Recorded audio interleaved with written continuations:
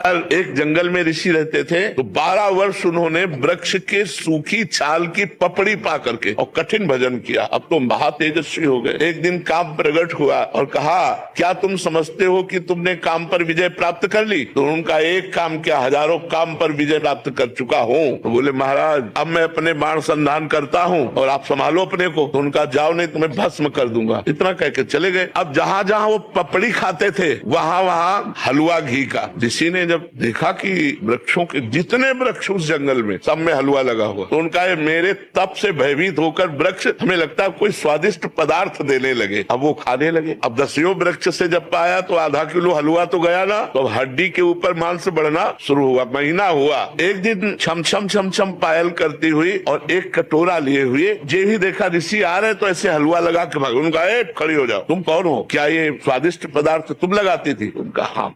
तो भाग क्यों रहे हो? मैं आपके तप से भयभीत हूँ। बोले, नहीं नहीं नहीं, महीनों से इतना स्वादिष्ट पदार्थ पवार, क्योंकि पहले अन्न जाएगा तो बुद्धि बदलेगी ना। तुम इतना स्वादिष्ट पदार्थ पवारे, तुम भयभीत क्यों हो रही हो? तुम बोले, महाराज वृक्ष में चुपचाप इसलिए लगा जाती थी कि आपकी सेवा बन जाए। मैं आपकी सेवा करना चाहती हूँ। बोले, लाओ कटोरा। वृक्ष में लगाने की जरूरत नहीं है। अब रोज कटोरा लेके तुम ले आ जाना, मैं इस कुटिया में रहता हूँ। कटोरा लेके आने लगे। काम ने चैलेंज किया था, मैं अपना बाण संधान कर रहा हूँ, तुम सावधान। फिर एक दिन पूछा, तुम इस जंगल में क्यों रहती हो? तो उनका, मेरी माँ तपस्विनी है तो मैं अपनी माँ के साथ रहती हूँ। तो आखिरकार तुम्हें ब्याह तो करना ही पड़ेगा। ये तो माँ का विषय है, मेरा विषय तो है नहीं, ये तो माँ जाने। तो बोले, माँ से बात करके आप कल आना। बोले, अवश्य। दूसरे दिन पधारी। महाराज मैं निराश हूँ, ब्याह नहीं हो सकता। बोले, क्यों? निराशा क्यों? बोले, माँ ने एक शर्त रखी है कि अपना मुंह काला करके मुझे पीठ में बैठाल कर और अपनी कुटिया से और मेरी माँ की कुटिया तक आपको घुटनों के बल चलना पड़ेगा, मैं आपके पीठ में, और ऐसा मैं आपसे करवाना नहीं चाहती। उनका, अगर संध्या काल में काम हो जाए तो? बोले, वो काल कोई भी हो लेकिन आपको ये करना पड़ेगा अगर ब्याह करना है। महाराज राजी हो गए। मुंह काला किया, पीठ पे बैठाला, घुटने के बल चले। और जब वहां पहुंचे तो काम खड़ा था। उसने कहा, ये मेरी रची हुई माया है, मैं ही हूँ इसका स्वामी। बोल, तेरी तपस्या कहाँ गई? ये कहो कि मैं तेरी तपस्या नष्ट नहीं की, केवल केवल दिखाया है तुझे